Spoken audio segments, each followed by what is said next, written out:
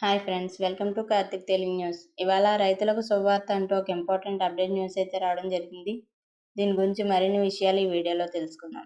దయచేసి ఈ వీడియోని ఎక్కడ స్కిప్ చేయకుండా చివరి వరకు చూడండి ఫ్రెండ్స్. అలాగే మా ఛానల్ సబ్స్క్రైబ్ చేసుకొని మాకైతే ఒక సపోర్ట్ అయితే ఇవ్వండి. వివరాల్లోకి వెళ్ళినట్లయితే రైతులకు ముఖ్యమైన అలర్ట్ ఏంటని అనుకుంటున్నారా?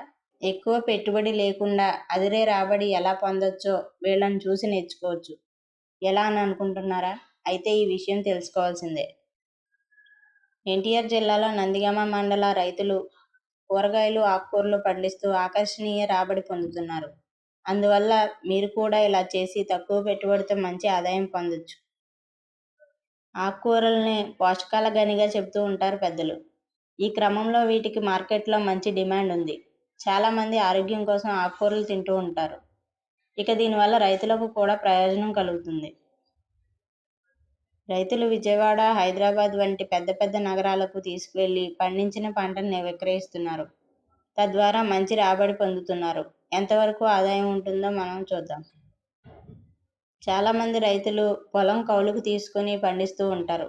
అప్పుడు కౌలు డబ్బులు కూడా చెల్లించాల్సి ఉంటుంది. ఎకరాలకు కౌలు 30,000 రూపాయలు ఉంటుంది. ఇంకా పెట్టుబడి ఖర్చులు కూడా ఉంటాయి.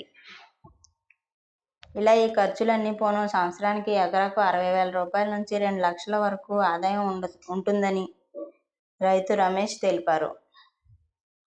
అంటే ఇది ఆకర్షణీయమైన రాబడి అనే చెప్పుకోవచ్చు.